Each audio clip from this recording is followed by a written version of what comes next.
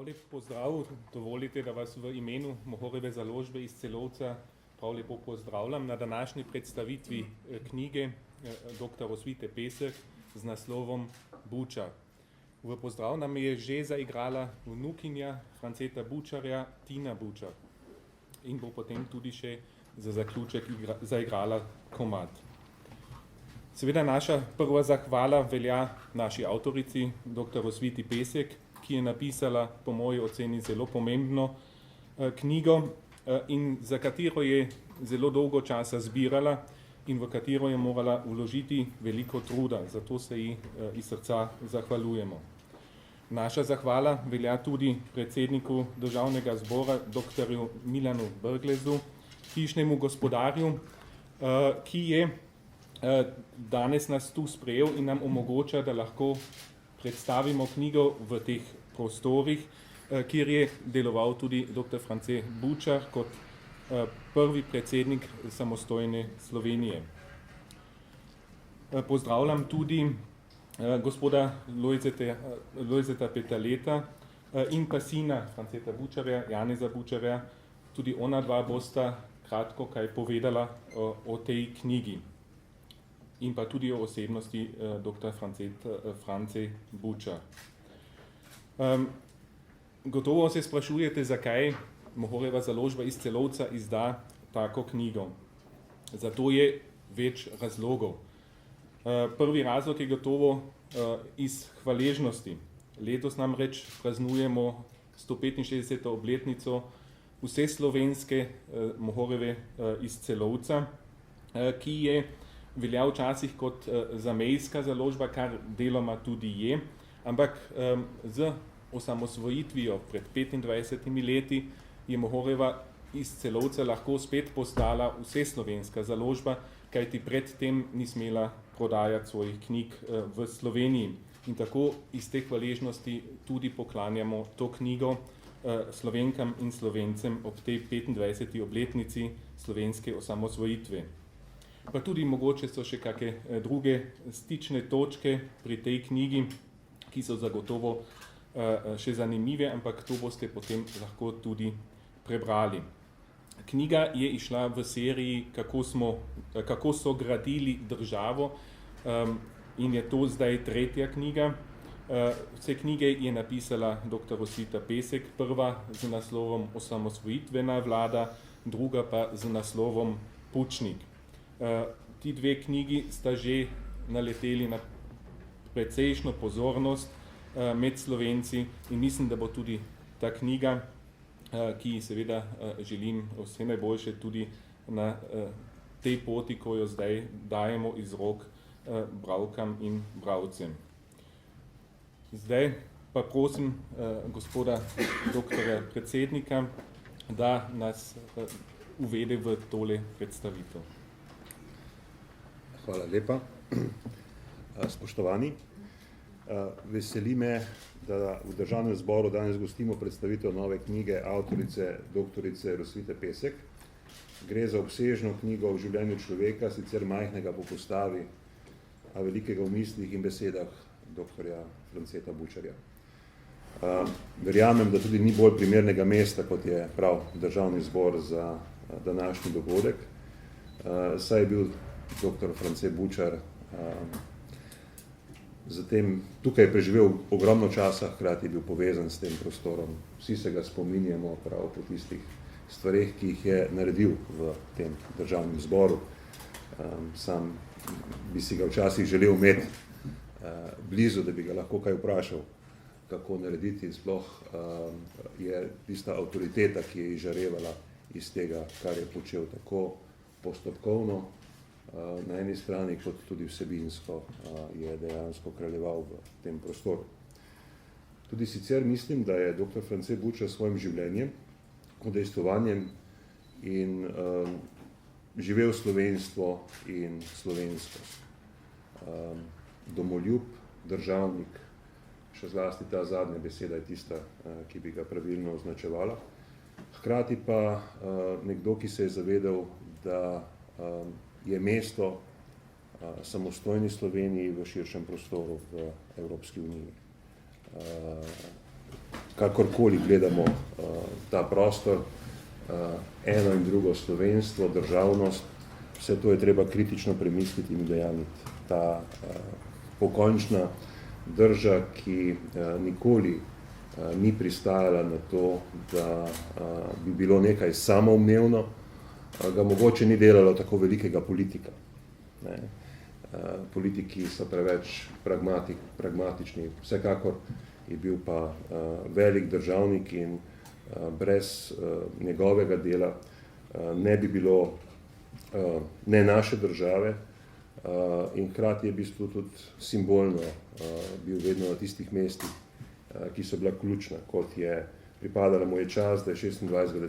septembra 1990 razglasil rezultat plebiscita. Prav tako je podpisal 25. junija 1991 deklaracijo o neodvisnosti.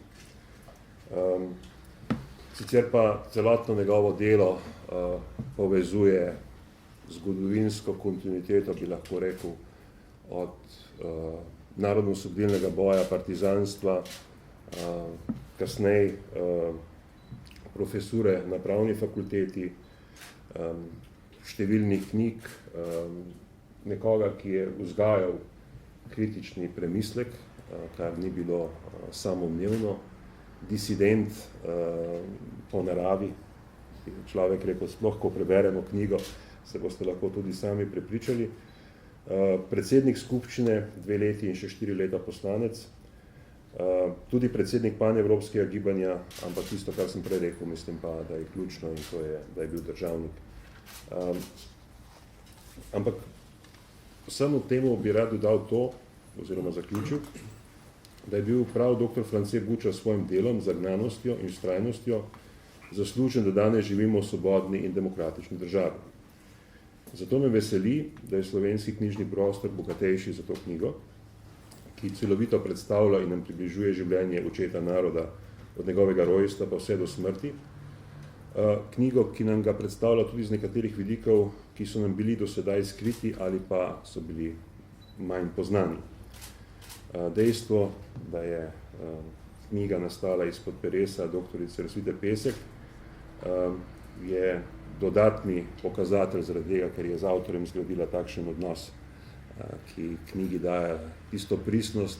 Sem prepričan, da bi bil tudi dr. France Bučar, če bi bil še med nami, zadovoljen z to knjigo, z vsem tistim, kar je v njej razvito in tudi kako je dokumentirano.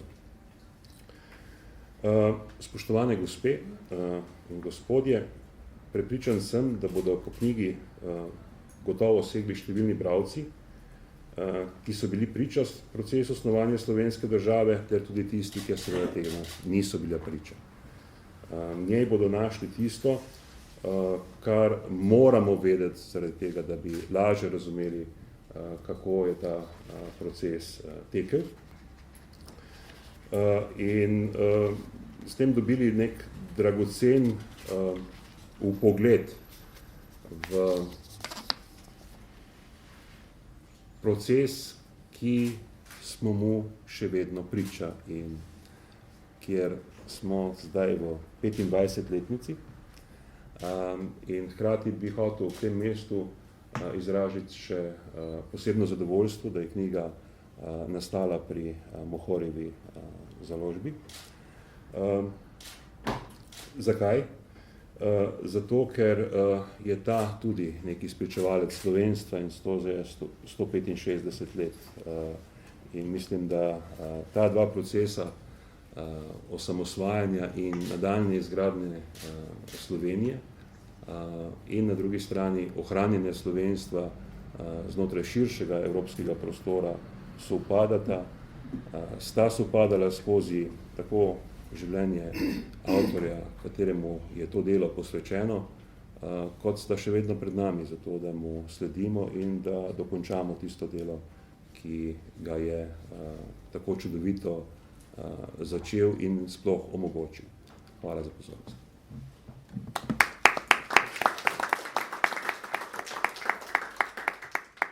Najlepša hvala za uvodne besede. Zdaj pa prosim avtorico Rosvito Pesek za besedo.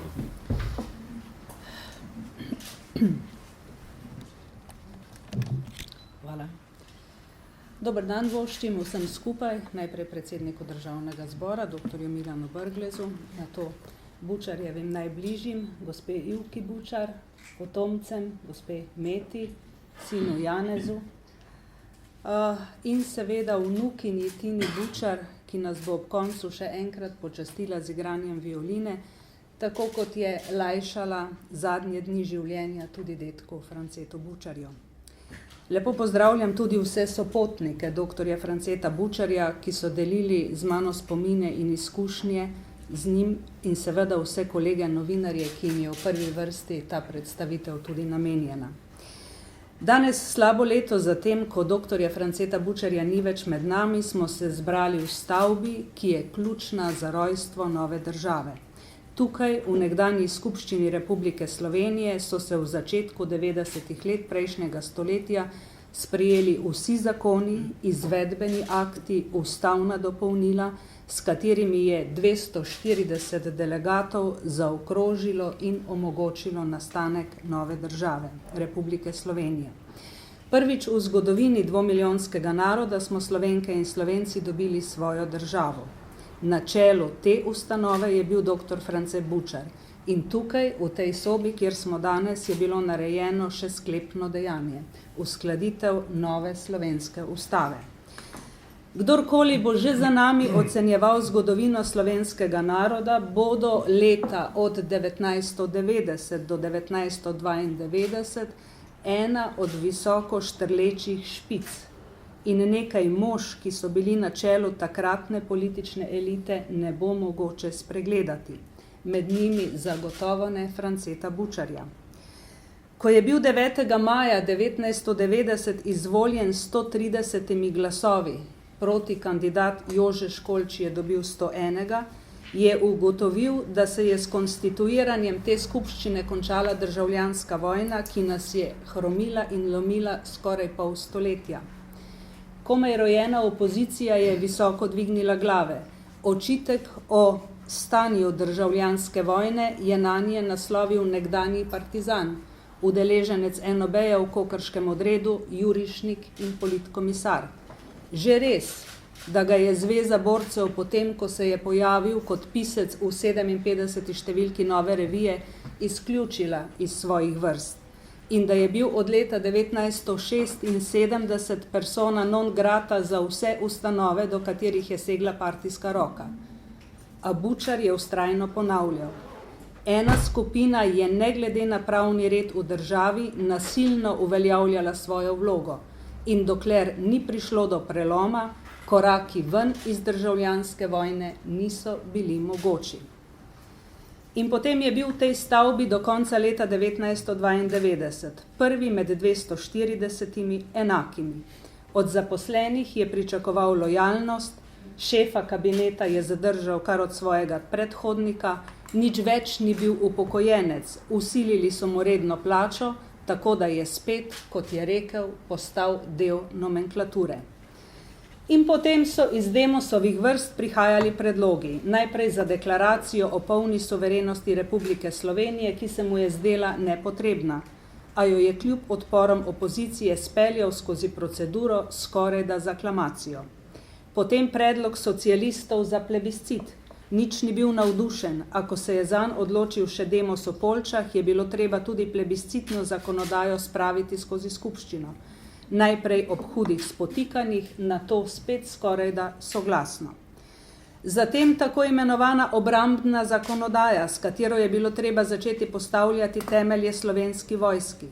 Opazil je, da so odpori prehudi in spretnim manevrom, v katerem je žrtvoval dolžino civilnega služenja vojaškega roka, ki za bistveno višje cilje ni bila ključnega pomena, je uspel pripeljati poslance do dvotretinske odločitve za ustavna dopolnila z področja ljudske obrambe. Osamosvojitvena zakonodaja, čeprav je prišla pred poslance tik pred zdajci v obliki 12 zakonov, je bila kljub tarnanju, da si je nekateri poslanci tudi prebrati niso uspeli, sprejeta v prvi polovici junija 1991. Bitka za novo slovensko zastavo. Demosovi poslanci iz vrst obrtniške stranke oziroma liberalcev so ga spravljali v obup. Nazadnje se je s prenovitelji pogodil kar sam, kar je Jožefa Školča napeljalo k besedam, da naj zastave ne rišeta Bučar in Ribičič, pač pa heraldiki in poznavalci. Do danes je, hvala Bogu, ostala nespremenjena. Prišel je ključen dan, 24. junij 1991. Nekateri so hoteli počasen odklop, torej šele začetek odhajanja Slovenije in Jugoslavije. Za Bučarja je bil sprejemljiv samo oster res. Ločitev takoj in dokončno, saj se je 6-mesečno obdobje, ki so ga obljubili Slovencem na plebiscitu, iztekalo. Brez usmiljenja je na primer vzel besedo tistim, ki so ga še 3 leta predtem zmerjali z narodnim izdajalcem, zato, ker je evropskim parlamentarcem povedal, da delajo napako, ker podpirajo nesposoben in neučinkovit jugoslovanski režim. In naslednji dan, 25.6.1991, veliki finale. V srcu Evrope je nastala nova država, ki po Bučarjevo, kot je dejal v slavnostnem nagovoru, ni pomenila konec naših prizadevanj, ampak samo izhodišče za novo življenje. Vojna, odločno za obrambo in odpor, Brionska deklaracija, precej malodušja, Evropejcem ni verjel, bil je prepričan, da so nas hoteli spet potisniti v Jugoslavijo. Dan prebit na Brionih, je povedal, je bil najtežji v njegovem življenju. In ko smo pričakovali počitek na lovorikah, se je stresla najprej Slovenska demokratična zveza, s temeljito Bučarjevo podporo. Njegov članek Novi politični zemljevid Slovenije, ki ga je objavil tik pred usodnim kongresom SDZ, je napovedal, da SDZ v Demosu ne bo ujetnik. Rokavico je vrgel krščanskim demokratom, ki bi morali po njegovem temeljito spremeniti svoje vedenje. SDZ je zapustil in se pridružil odhajajočim demokratom. Uspel je z zadnjimi vzdihljaji speljati še sprejetje nove ustave, ki jo je dobršen del tudi napisal. Nato pa se je začelo rušenje Peterletove vlade. Predvidevam, da je podprl vse 3 kandidate za mandatarja, še najbolj Marka Voljča in že v novi koaliciji, ki jo je oblikoval Janez Drnovšek in v katero so vstopili tudi demokrati, dočakal sprejem Slovenije v Organizacijo Združenih narodov. Naslednji poslanski mandat 1992-96 je bil, kot je rekel, mandat za gospoda. Pisal je dnevnik. Ker sem poleg ljubezni do zgodovine predvsem novinarka, vam, dragi kolegi novinarji, polagam na srce. Če ste mislili, da o političnem zakulisju v Sloveniji veste vse, potem boste šele ob branju Bučarjevega dnevnika spoznali, da se je v zakulisju dogajalo še veliko, veliko več. V dnevniku je z njemu lastno ostrino opisal borbo za oblast, vse svoje odhode in predvsem globoko razočaranje nad lastnimi demokrati. Bučarjev dnevnik vam bo v arhivu na voljo šele čez 9 let. Dobršen del pa je povzet v tej knjigi. Moram odkrito priznati, da je pisanje biografije o Francetu Bučarju bilo delo, ki ni bilo lahko. Pa ne zato, ker je dr. France Bučar živel dolgo življenje in dočakal častitljivih 92 let. Pač pa zato, ker so bili izzivi, pred katere je bil postavljen, tako zelo veliki. Šolal se je gotovo v najbolj elitni ustanovi tistega časa, v Škofovih zavodih v Šentvidu nad Ljubljano. Ta zavod zaprtega tipa mu je dal infrastrukturo za vse življenje. Intelektualcev tako širokega spektra, poliglotov, kar je z obvladovanjem grščine in latinščine in mimogrede še 4 do 5 drugih jezikov gotovo bil, takih danes ni več. Kristjan pri 21 letih odide v partizane in če je hotel glavo prinesti domov, je moral stopiti še v partijo.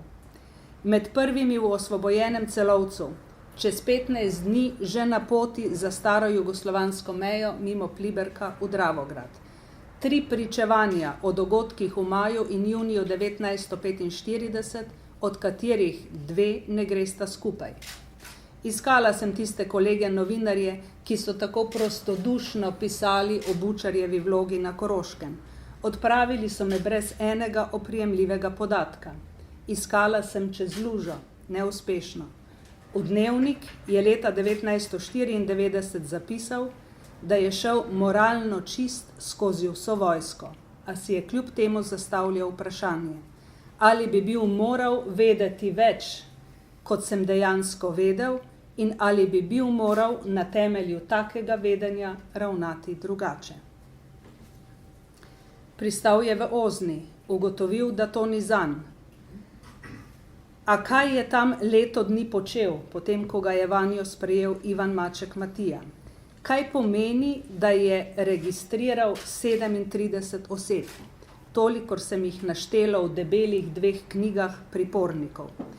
Temu vprašanju sem ob izteku pisanja namenila znaten del pozornosti, saj je bilo na račun službovanja v Ozni nanj naslovljenih tudi največ precej grdih očitkov. Tako lačen, kot je bil takrat, ko je zapustil Ozno in končal študij prava, pravi, da ni bil niti v Gonarsu. Kot mlad pravnik se je kalil v službi za zakonodajo, si z Ivko ustvaril družino, zaradi dobrih pravniških referenc postal šef kabineta Marjana Breclja in se z Beograda vrnil, ko ga je Maček vzel v službo v skupščino. Najprej je postal sekretar odbora, nato zbora. Zapisnike je pisal kar na zalogo, saj je odločitve poznal že vnaprej. Presenečen v tistih časih pač ni moglo biti. Leto dni v Združenih državah kot Eisenhowerjev štipendist mu je odprlo oči, da so to štipendijo dobili voditelji ali potencialni voditelji, očitno ni bilo iz trte zvito. O svojih novih, predvsem ekonomskih spoznanjih, ki niso bila skladna s planskim gospodarstvom, je pisal v Delu, pa so ga kmalu opozorili, naj dobro premisli, kaj piše. Ker je v vsaki smoli tudi kaj sreče, je iz skupščine odšel na pravno fakulteto, verjetno njegovo profesionalno največjo željo. Pri študentih je bil izvrstno zapisan, v centralnem komiteju pač ne. Leta 1976 je bil v enem dnevu umaknjen z pedagoškega procesa in po dobrem letu dobesedno pisemskega mrcvarjenja vržen na cesto. Kdaj je Udba začela oprezati, za njim ni znano. Njegov dosje številko 15696 je bil uničen. Jože Jan s kodnim imenom Istok pa je prvo poročilo o Bučarju kot sovražniku komunizma za voz napisal že leta 1944. Bil je redno v Dragi, njegovi nastopi so v poročilih Špicljev skorajda v celoti ohranjeni in zelo dobro analizirani. Tomaž Ertl je v Beogradu poročal, da so samo v enem letu o Bučarju napisali 47 informacij, s čimer se je med slovenskimi oporečniki povzpel na prvo mesto, a zapreti ga po nastopu v Strasbourgu le niso upali, saj so se bali odziva mednarodne javnosti.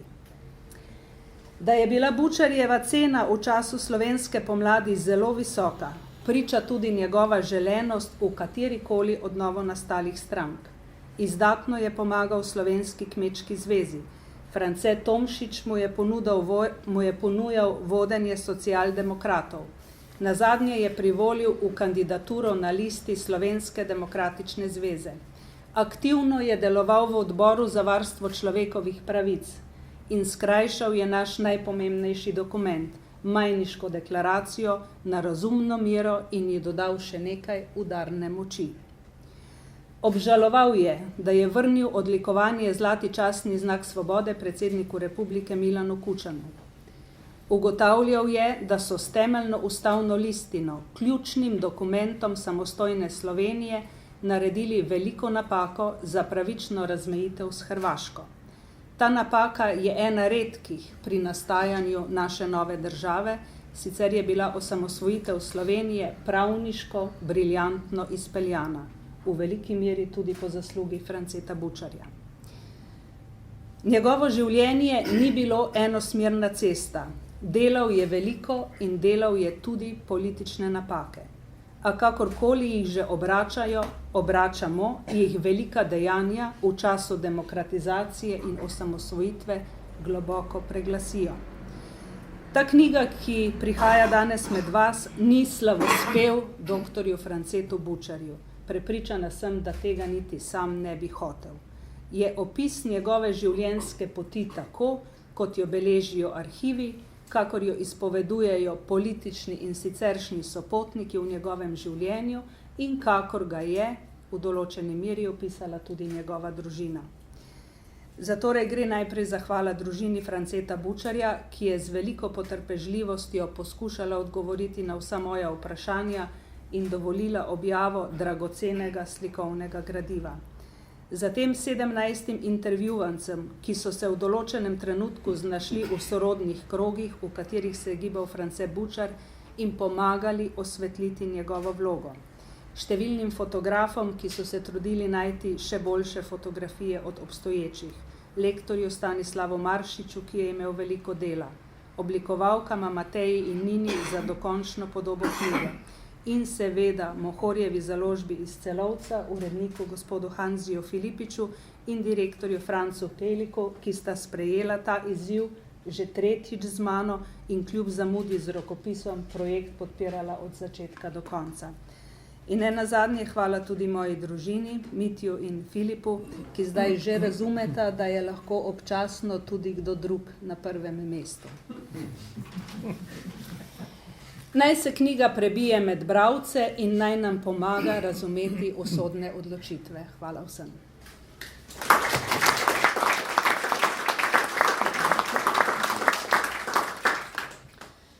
In ko smo že govorili o političnih sopotnikih, kdo drug bi bil še bolj primeren, da strne svoje misli o Francetu Bučarju kot predsednik vlade, gospod Lojze Peterle, s katerim sta si z gospodom Bučarjem delila takrat dve najbolj usodni mesti v politični sferi. Izvolite, gospod Peterle. Hvala lepa. Spoštovani gospod predsednik Državnega zbora, spoštovana Bučarjeva družina, spoštovana avtorica in spoštovana najstarejša slovenska založba. Jaz sem počaščen s tem vabilom, da lahko nekaj povem o nekom, ki ga imam za eno od osrednjih osebnosti slovenske osamosvojitve, s katerim sem preživel precej časa, čeprav nisem bil v njegovem osebnem pasu, kot je bil recimo Jože Mencinger ali Spomenka Hribar, ampak veliko sva se vendar pogovarjala. Želel bi si, da bi se na katerih stvareh še ali pa tudi pogovarjala, pa se niso, ampak o tem kdaj drugič. Rad bi izrekel posebno priznanje avtorici za njeno veselje do tistih časov, ki so Sloveniji pomagali do zgodovinskega preskoka. Založbi pa tudi, in bi rad to povedal, da državotvorna ideja se ni porodila ali ključne formulacije niso prišle ne od Krajncev, pa ne od Štajercev, ampak je 1848 v programu Zedinjene Slovenije ključne misli v političnem smislu prispeval Korošec Matija Majer-Zilski. V tem smislu vidim tudi, rekel, državotvorno kontinuiteto v odnosu Mohorjeve do osamosvajanja. Jaz vidim pri Francetu Bučarju nekako tri dobe, vse sem nekako sodoživljal in mislim, da mogoče ne dajemo prave veljave še 80 letom, v katerih je bil France Bučar tako rekoč na vseh okopih in je imel neko posebno vlogo, ker so ga ljudje razumeli kot človeka, ki ga je sistem odkartal oziroma izločil. Gospa Peskova je povedala, kako je to bilo in tega ne bom ponavljal. Ljudje so ga doživljali kot avtentičnega človeka, avtentičnega kritika. Jaz sam sem se v prvi službi veliko ukvarjal s sistemsko analizo in mi je bilo zelo blizu ne samo to, kar je pisal, ampak tudi kako je pisal.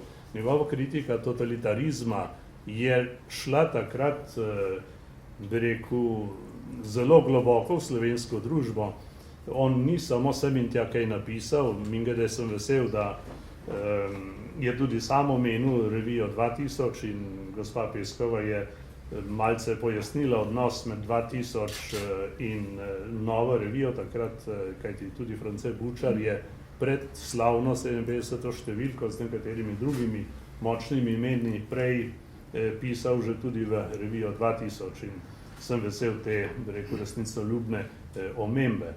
No in on je tudi predaval po Sloveniji, nastopil je v Dragi, nastopil je večkrat na teološkem tečaju. Jaz sam sem imel enkrat to čast, ta biografski podatek bi rad dodal, da sem ga v Bohinj peljal, da je v Srednje vasi predaval o totalitarizmu. Ne.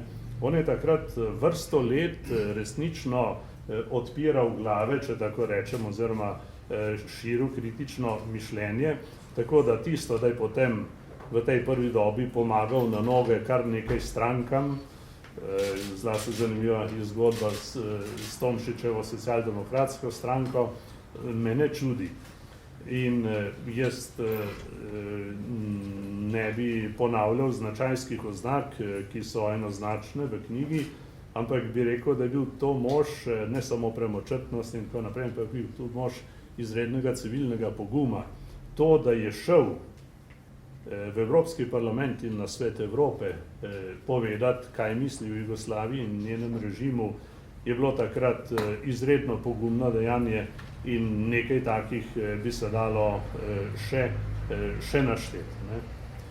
No, v drugo dobo šteje in potem njegov čas, ko je vodil takratno skupščino, vodil je z izredno avtoriteto. Rad bi povedal, da ni bilo nobene zadrege, kdo naj bo predsednik skupščine. To ime se je pojavilo in se ne spomnim nobene konkurence na to temo. In mislim, da mu je tukaj prišlo prav ne samo znanje v skupščinskem sistemu, njegova izkušnja večletna, ampak tudi njegov značaj. Kot je bilo deloma že povedano, je on preveslal nekatere čeri, ki so se pojavile v zelo zahtevnem, kompliciranem skupščinskem sistemu in različnih interesih, včasih tudi tako, da je znal presekati in tudi ta beseda, da je znal tudi kakšno finto uporabiti, je na mestu, zlasti, ko gre za tako obrambni del osamosvojitvene zakonodaje. Jaz mislim, da je bil prav najprimernejši človek za te zadeve, nekdo drug bi si verjetno lahko polomil zobe in bi imeli veliko več komplikacij, kot smo jih imeli. Seveda bi se dalo veliko še povedati, jaz bi počasi zaključil z nekaj mislimi. Tretjega dela ne bom obravnaval, mislim, čas po Demosu. Bilo je že povedano, da je bil udeležen pri podiranju Demosove vlade, ni bil zraven pri odločitvi za samo razpust Demosa, ki ga je obžaloval, tudi ni podprl Janševega predloga za menjave njega, mene in tako naprej. Je pa podprl to v naslednji rundi in jaz sem malce zamudil ugotovil, da je bila pri tem njegova vloga večja, kot sem si mislil.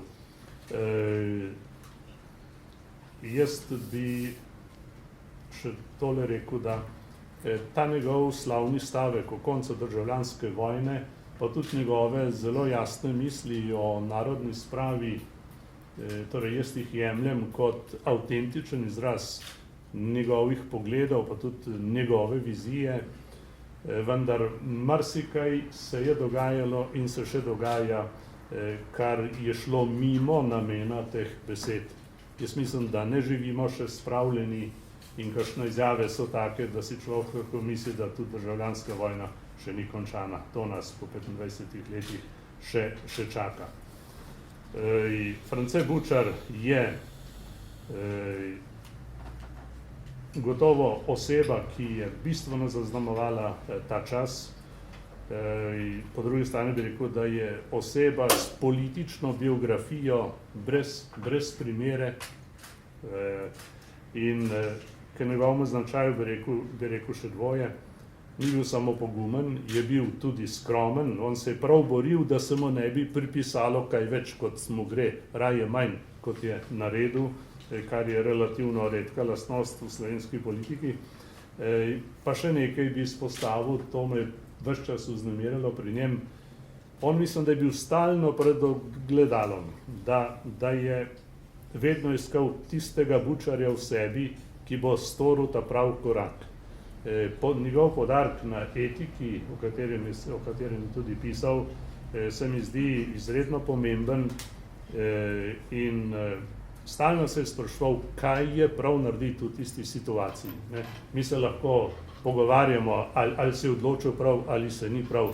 Vsekakor se je odločal na podlagi etičnega kriterija in ko je nekaj spoznal, je v tisto smer potem tudi šel. Marsikdo med nami se z marsikaterim korakom ne strinja, ampak kot je rekla že avtorica te knjige, to ne jemlje sijaja tistemu, s čemer se je zapisal v slovensko zgodovino. Jaz sem hvaležen usodi, da sem precej časa preživel z njim, tudi v tem prostoru se je veliko dogajalo in sem vesel, da sem ta čas doživel skupaj s takim Bučarjem. Hvala.